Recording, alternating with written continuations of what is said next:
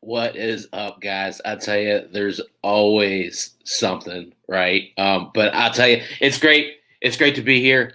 We have a week's worth of baseball in the books, and there's been some interesting storylines. So tonight we're going to start breaking it down. We're going to start talking about it, and try and dissect what we found. So kind of um, we've been through a lot, right? We've seen the expected, we've seen the unexpected, we've seen the known, we've seen the unknown, we've seen some stuff we thought we knew, but it turned out was false. So it's been interesting. So anyway, Thursday nights, Chap's Fantasy Chat live on iLogic Media and Draft for Upside. Tonight, OA unfortunately is going to have to take the evening off. My buddy RC is feeling a little bit under the weather with some side effects of his COVID shot. So we're going to take tonight off, but we will be back at it up, fresh, and ready to go next Thursday night at 10. That's our normal time. It's always interesting, the pivot from draft prep and making these lists and checking them twice. But now's the time of year when it separates the men from the boys. I love baseball, guys. I mean, I love baseball.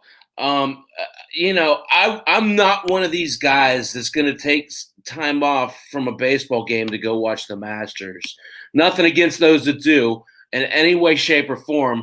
But if I have spare time, aside from having to do my husbandly duties, you're going to find me either watching baseball or watching highlights to baseball games. I just really enjoy doing it. It's such a wonderful time of the year, a year for me. I've always really just kind of delved into watching the games from a coach's perspective. And my dad was a coach, and I no longer have him with me. But I often think about how much fun he would have listening to me every week talk about these players. So, cheers to Pops. These guys that know me know him well. He was a good man. First week of baseball. What have we found out? What do we expect? The first thing we expected, at least I expected, the Pirates. They're awful. 1-5. I kind of talked them up a little bit in the preseason because they seem to be hitting the ball well. Kevin Newman, Adam Frazier, Gregory Polanco, all of those guys started out the spring hot. They have flopped on their face in the first week of the season. We all knew they were going to be bad, but if these three guys can't produce offensively, they're going to be really bad because their pitching isn't very good.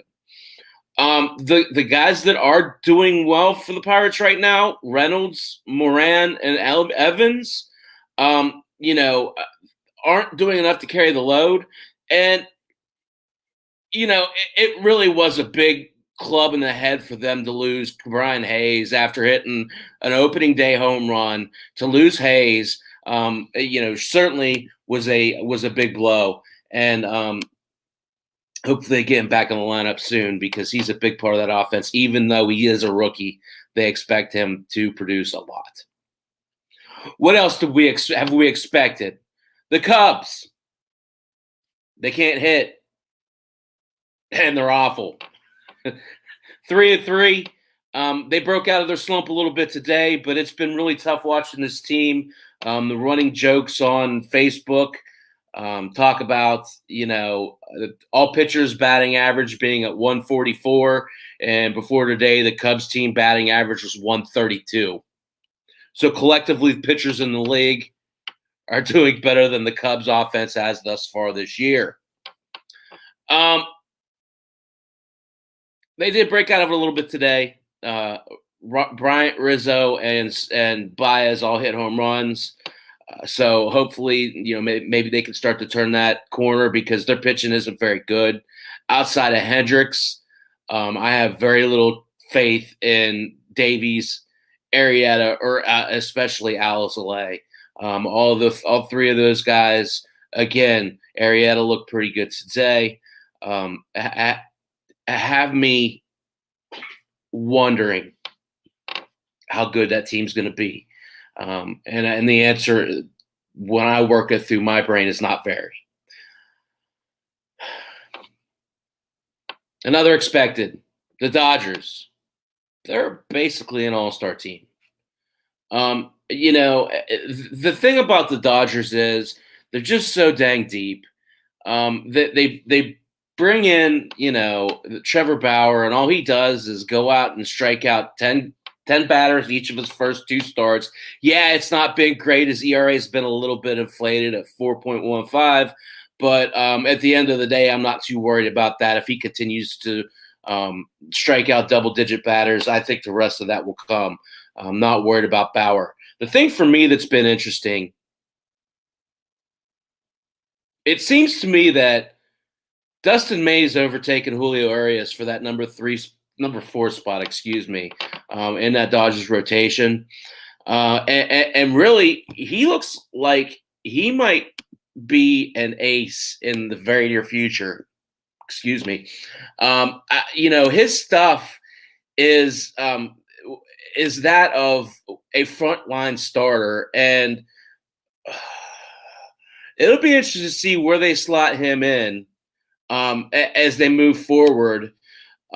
Because anybody throwing 100 miles an hour, if they start to get pinpoint control, they don't need to be sitting in the 4 hole in anybody's rotation. Dustin May. It is disgusting, Dave. Thanks for joining me. Dustin May to me seems to be off of many of these teams' radars because I think people think about, obviously Urias first. I think they think about, Gonsolin contesting still May and even David Price to a certain extent challenging May. That's just not the case. If anything, I would say that May might challenge Buehler for that number 3 spot in the very near future. He has that kind of stuff. And that really is a turning point for me for the Dodgers. That turns them, everybody knew about Bauer. I expect them to have a few off games, right? I don't expect for him to have the type of year that he had last year, but I don't think he has to. I feel like you're going to get these stints with Kershaw and Buehler where they're going to want to rest them or need rest. So, I think Gonsolin or Price might get in there for a few games that way. But really, I feel like this is a 4-man rotation with Urias being that slotted in 5th. The Dodgers are tough to deal with. So, but we knew that. That's not news, right? The thing that is interesting to me about the Dodgers is they keep finding these guys. And I don't have his name in front of me. The utility player, I want to say Zastrany, but that's not it. McKinstry. They bring these guys in, and they continue to produce. So the Dodgers are tough. They're going to be tough for anybody to beat, AL or NL. The last expected, James Paxton's hurt again. Unfortunate. 24 pitches into the season. Looks like it's not great news. Forearm strain to me screams Tommy John. For those of you that are kind of new to fantasy baseball, forearms issues are always bad issues for pitchers. It never ends well. So hopefully he can come back later in the season, but it sounds like he's going to miss a good bit of time. Last expected, and then we'll move to the unexpected. Saves are so arbitrary. Every year, I'll give you an example. Going into the season, everybody was high on Jordan Hicks. He was a high pick. Everybody was certain he was going to be the closer in St. Louis. Opening day or day before opening day, St. Louis announces Alex Reyes is going to be the closer. Well, Alex Reyes is basically free in most leagues, most normal leagues. I mean, the ones that count holds probably not, but I'm in a league that's a roto league that doesn't have holds, so totally free and available. Here's someone went out and spent a 9th or 10th round pick on Jordan Hicks, get right up to the day before opening day, and they announce Reyes is the closer, and I get him for free. It's such a it's such a crapshoot, and you look at it already. Jose Leclerc, Jordan Hicks, Kirby Yates, Trevor Rosenthal, Nick Anderson. Heck, that's just the guys I can think of. Honestly, I sat there and watched Anthony Basketball save today. Man, that was frustrating. And he wasn't much draft. I mean, you could get him late.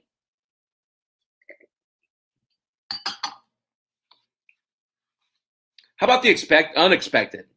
What's been going on that we did not anticipate? A lot, right? First thing comes to my mind, the injuries. As unfortunate as it is to talk about, you look at some of the biggest name young stars in the game are out. Tim Anderson, Kettle Marte, just last night. Eloy Jimenez. Fernando Tatis now looks like he might be out for an extended period of time. It's a concern. It's a concern because, again, we're starting about a month and a half earlier than we started last year. Hopefully it's not a growing trend. Guys get into game shape fairly quickly. But I don't think that's all of what it is either. Here you have these cold weather games, and these guys, the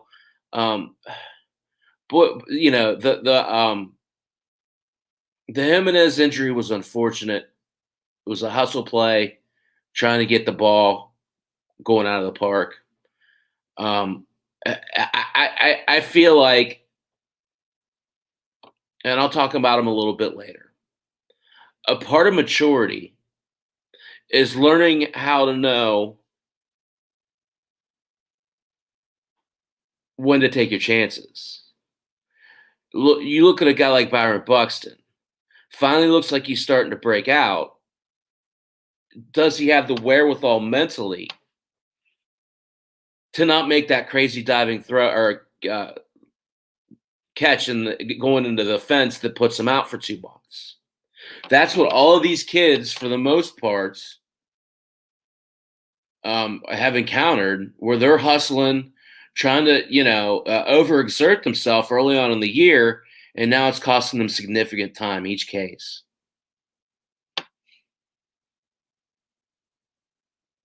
Hopefully it's not a trend, but I feel like it might be.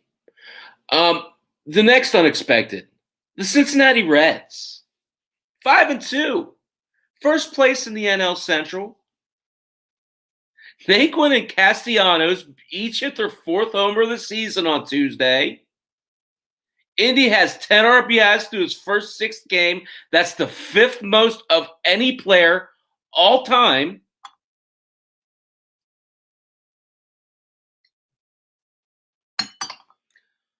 Castellanos leads the league in pretty much every category. 9 runs scored, MLB lead. Total bases, 24, MLB lead. Home runs, 4, tied for the MLB lead. Slugging, 1.130, MLB lead. There's a bunch more of them. You get the point. Tyler Naquin really likes Cincinnati, guys. Here's a great scenario where you're talking about a guy. I compare it to Scooter Gennett a couple years ago. Scooter Gennett wasn't a great player, but he understood what it meant to play in Cincinnati and how to play it differently. Naquin could have a really big, quiet year in Cincinnati, in Great American Small Park. He's not a high talent guy, but he is a high capable guy. And that's important to take note of. Guys, he hit a ball out of Great American Ballpark last night. Not out of the park. 454 feet. Maybe he falls off. I've picked him up in a couple of my leagues because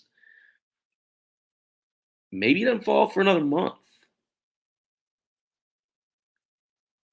Maybe he hits 25, 30 homers in that park. Now, the one concern I have is what happens when Shogo's fully healthy. But it seems to me there's always an injury issue in that Cincinnati outfield. So there's always pretty much a place for Naquin to fit in. I don't think playing time is going to be an issue in that outfield for Tyler Naquin.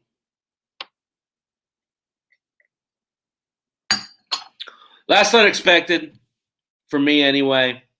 There are others, but the Baltimore Orioles, 5-2 in first place in the AL East. First place in the AL East. To me, this story's really been all about Trey Mancini. It's been really nice seeing him get all the ovations and everything. But on top of that, it's also nice to see him to get to produce a little bit. Not to be forgotten about is John Means looks like an ace in this rotation. And they need that because a lot of their pitching is probably a year or two away still. So they need that anchor in the front end. Rich, welcome. I am currently drinking Starlight Single Barrel Hubers. I just finished it off, actually. Trying to empty out the bad habit cabinet.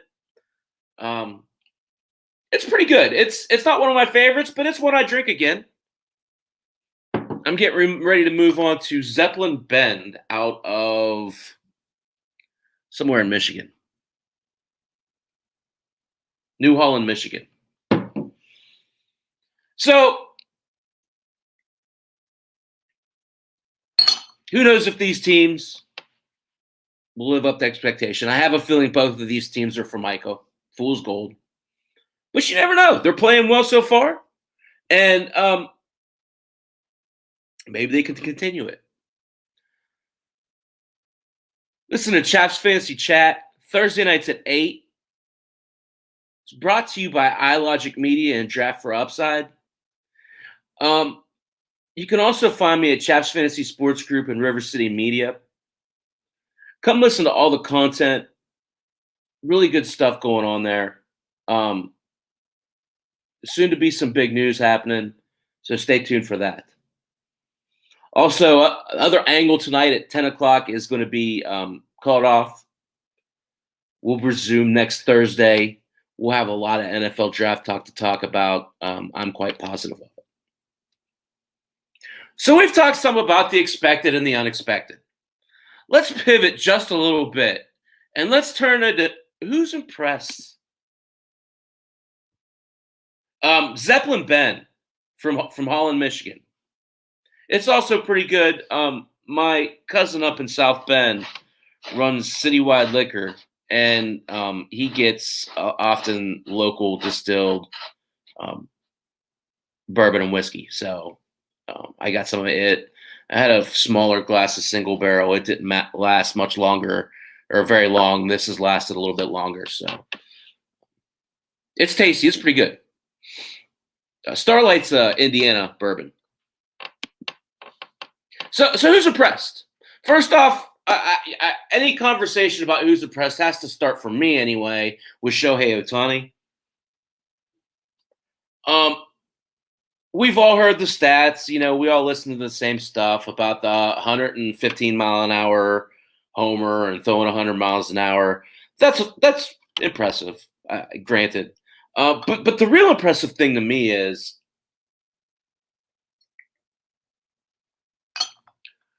he did what he did with 2 pitches. He hasn't found control of his slider or his cutter yet. I mean, and those 2 pitches are devastating pitches. If you have a chance to go out and acquire Shohei Ohtani,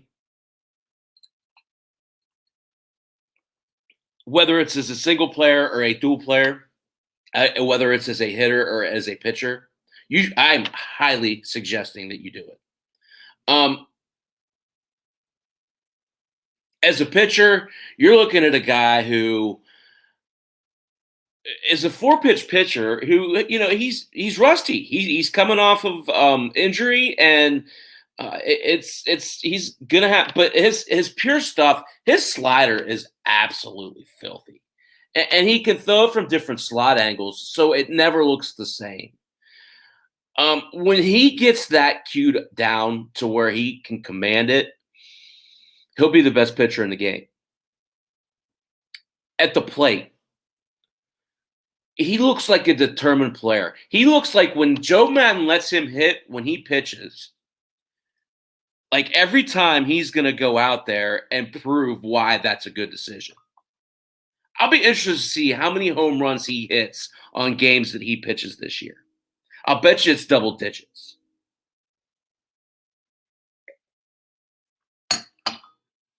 People forget he's in the 96th percentile sprint speed in the major leagues. So my question for Shohei, I have 2. Does he play enough of the outfield to qualify as an outfielder? Because if he does, that adds just another layer of versatility to his profile, who's already valuable profile. And not only that, it just shows his confidence growing. He knows he's capable of doing it, and Madden trusts him doing it. I think all that comes early on this year. The other question I have about Shohei is how much does he run? Because I feel like we've not seen his full potential yet. I think 14 was his career high. I think he's a 20 stolen base guy. And if he's a 20 stolen base guy, I don't think it's too much of a reach to say he's a 30 home run guy. And even if he doesn't hit his 300, let's say he hits 280. 280, 30, and 20. Then you throw in, let's say 15 starts. And he goes 10-2. You're talking about a guy who's changing the way we play fantasy baseball. That's a first overall type of pick next year. If he can live up to those expectations, I think he can.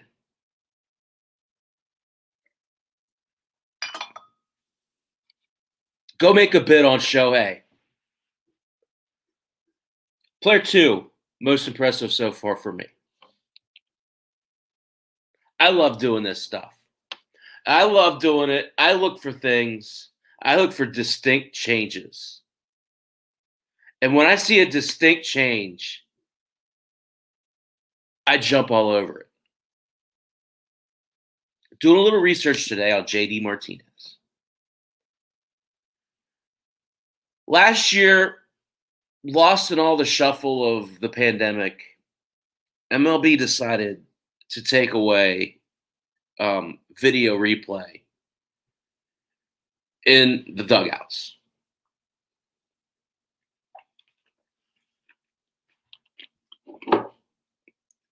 JD Martinez opposed this vehemently, loudly. And it showed. It affected him.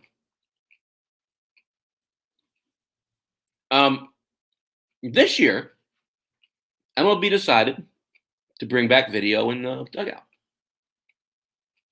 JD is scorching the ball, guys. Scorching the ball.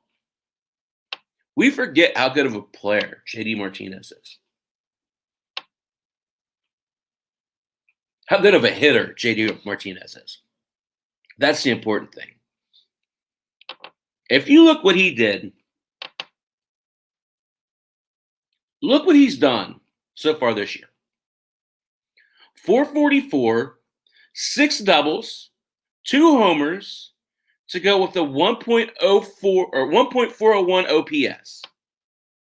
He's had an extra base hit in each game this year, and you got him in the 9th or 10th round.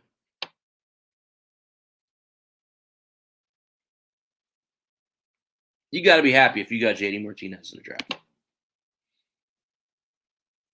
Now, my question about JD, because we all know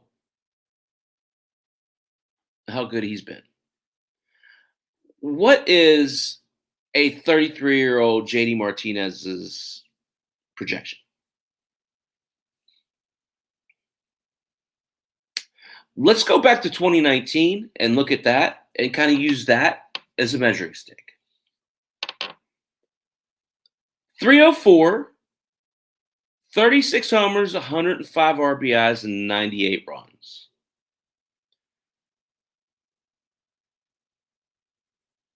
I feel like if he can stay healthy and if the Red Sox continue to play well as they have so far this season,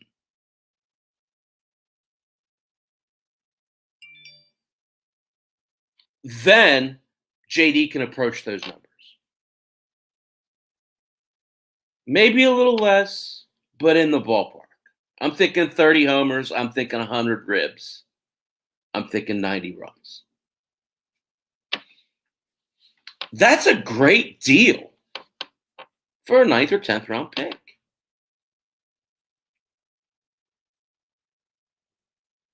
The question is, does he have the protection around him? And that's a big question. I saw Devers hit a home run today. He's starting to get going. He's been really cold to start the year out. Christian Vasquez has been really hot. Looks like a really underrated catcher this year. I wish I had more shares of him. I do have a couple. I think Boston's offense is legit. We'll see if their pitching can hold up. Their bullpen might be a bit suspect. Third player that's impressed me that I've talked about almost every week, but I'm going to take another opportunity to talk about him today. It's Vladimir Guerrero. Again, talking about changes. Guerrero lost 42 pounds over the offseason. Interesting. Been watching a lot of Blue Jays games. It seems like he was told to lose weight. Talk about in the off-season meetings, they said, you'll never be the hitter that you want to be if you continue to be overweight. So he took that to heart, worked out with the trainer, played in the Dominican Summer or Winter League, lost 42 pounds. And he talks about his hand quickness and his athleticism at the field.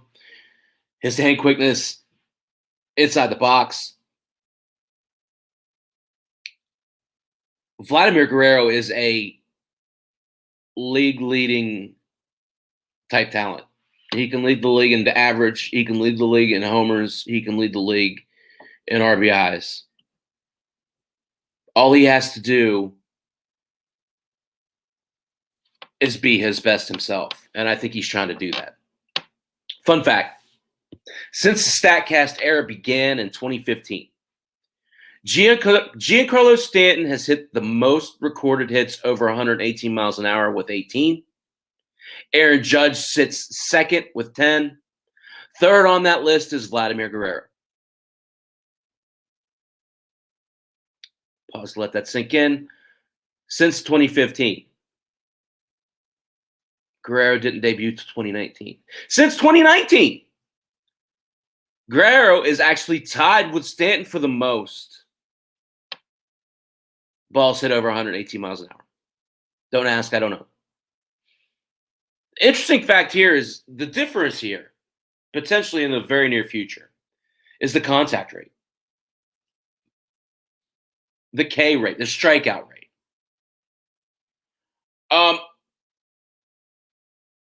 Stanton's K rate, 28.1%. Judge's K rate,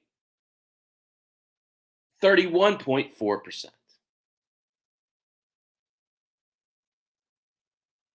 Sorry, someone hit a home run for the Astros. I think it's Correa. Vladimir's 17% strikeout rate as a 22-year-old kid. Correa just hit a homer for the Astros. That's telling in a bunch of different ways for me. One, when this guy figures out his launch angle, he could hit 50, 60, 70 homers in a year. And he can do that while carrying a high batting average. That's the difference between Stanton and Judge and Guerrero.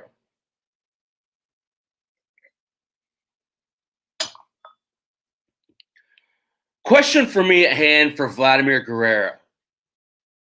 What does a Vlad breakout look like? What do we expect this year out of Guerrero? What do I expect? And I had to think about this for a second. I really do believe he's over 300 this year. I think he falls just shy of hitting 40 homers this year.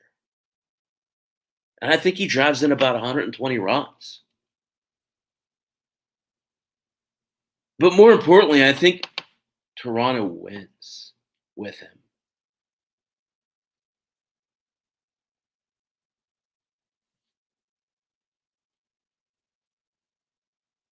Next guy who's impressed me,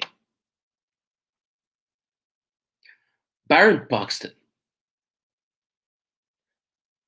Here's a guy, like I talked about earlier, about the injuries.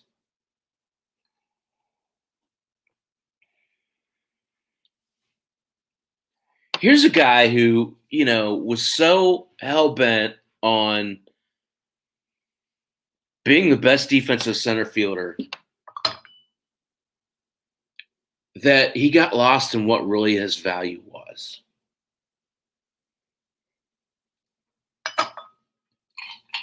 Last year, Byron Buxton seemed to start to get it. He slugged 8 homers in his last 14 games last year. He hit 280 over that span.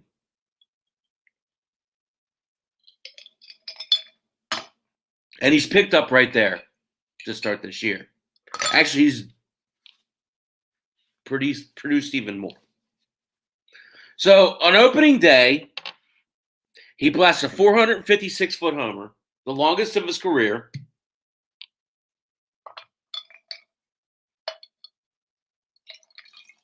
A couple days later, he hits the hardest ball he's ever hit in his career at 114 miles per hour, a double off the wall against, I can't remember who it was. And then, after battling the flu for a couple days, he came in and proceeded to hit a 451-foot homer. I saw he hit another homer tonight. Something tells me you're going to hear that a lot this year out of Byron Buxton. Longest homer he's ever hit, the hardest hit he's ever hit.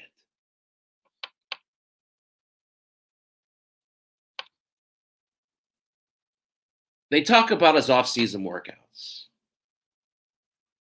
6 days a week, 2-a-days. It seems that it's working for him. Now, does he have the discipline to avoid diving into the wall and make a great defensive catch? That's yet to be seen. If he understands that the real value is him being on the field, you might be looking at an MVP type of player in Byron Buxton. He may never hit over 300, and that's fine. But what he can do is hit 30 homers and steal 20 bases. Hit in the middle of that lineup, drive in a bunch of runs, and carry a high enough average that he's a help in that department in your leagues.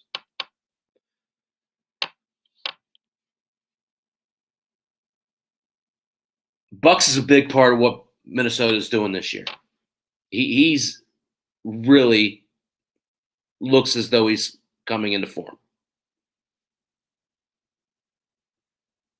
Took the day off. I had an eye appointment, so I got to watch a lot of baseball today. I watched, just added this last, impressed me. And, you know, again, I've watched Corbin Burns pitch twice now this year.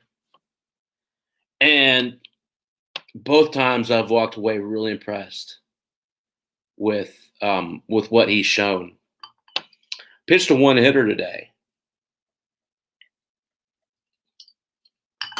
And, you know, in all honesty, it could have been a no-hitter through 7. Christian Yelich should have caught that ball, hit it off of his glove.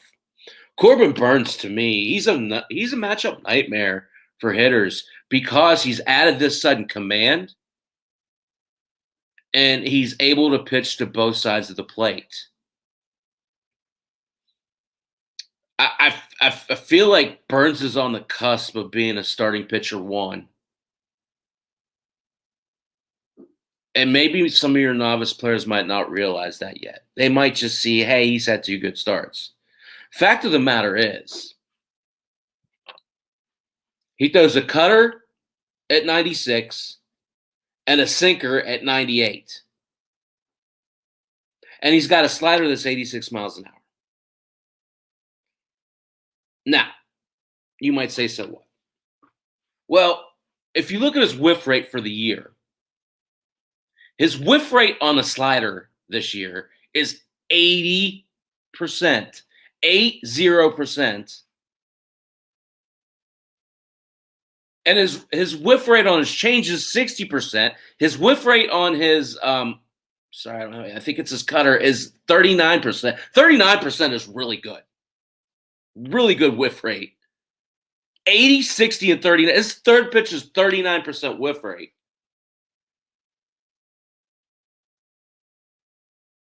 I drafted Brandon Woodruff in a couple leagues thinking he was Milwaukee's ace.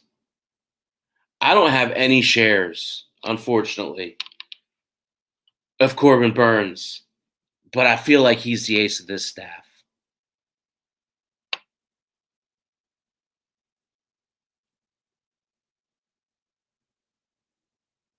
Chap's Fantasy Chat is brought to you by ilogicmedia.com and Draft for Upside. You can find me at Chap's Fantasy Sports Group on Facebook, at Chap's Fantasy Chat on Twitter, River City Media. Support the podcasters. We've got a bunch of great guys. Look for some big things coming up out of this group. A lot of ambitious folks who know their sports and other things. Let's move. Let's move to breakout candidates. Because this is always fun, these first couple weeks, figuring out what's up, Randall. Next week, we're back on, buddy. You and me. Talking some NFL football.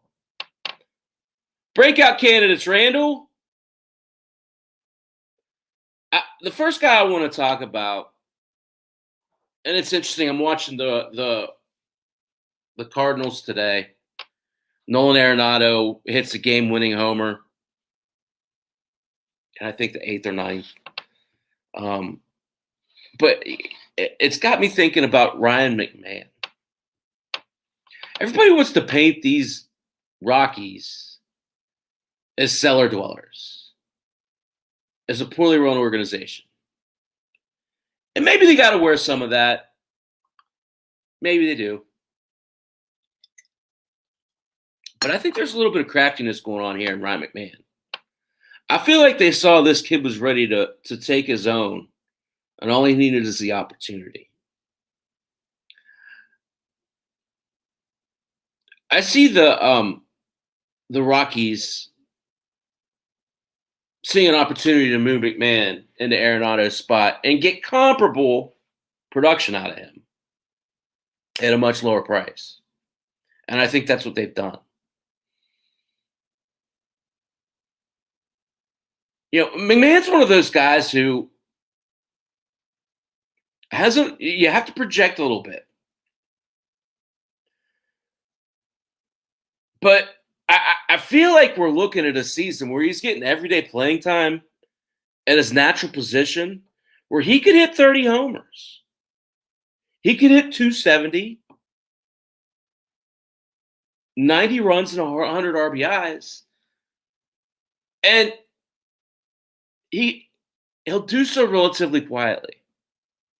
Because everybody's going to want to talk about C.J. Cron. Everyone's going to want to talk about Trevor Story. Everyone's going to talk about Charlie Blackmon. Ryan McMahon's going to be the name that's lost in that group. And I feel like he'll absorb a lot of the blow of losing a guy like Arenado.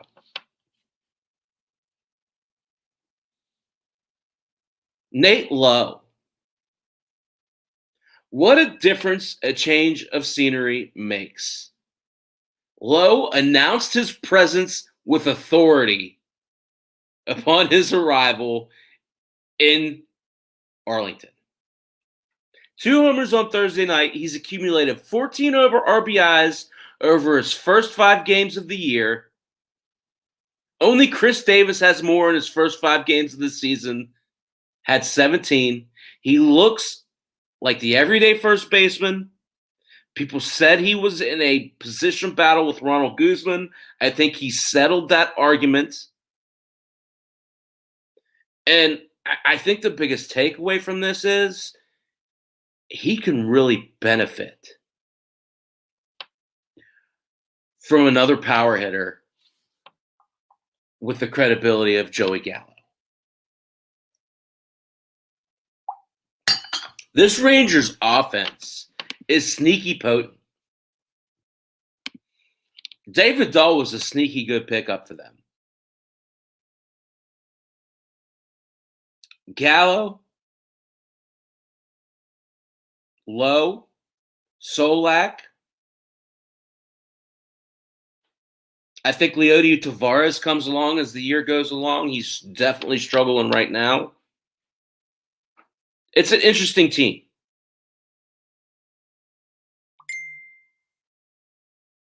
Dane Dunning, Rob.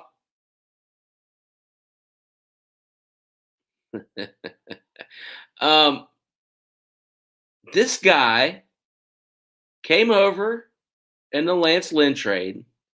I watched him the other night. His numbers don't pop off the table from a StatCast perspective. But what they don't do is they don't explain how hard he throws the ball. Dunning throws a heavy ball.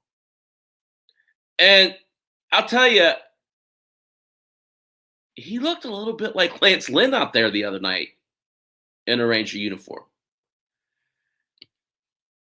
I think it's a good pickup.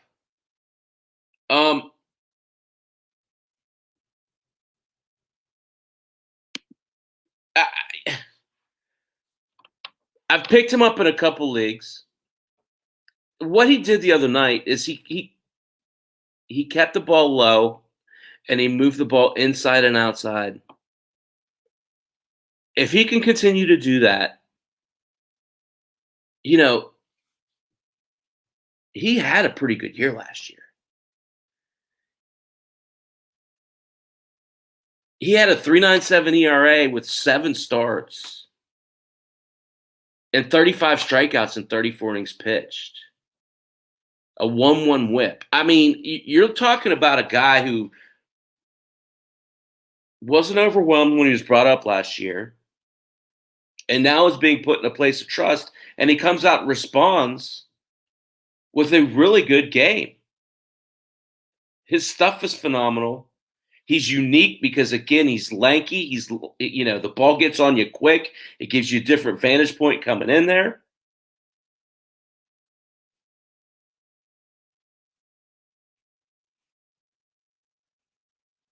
A few other guys that I'm going to get off of here. I'll tell you, Akil Baddoo. It's hard not to mention this guy.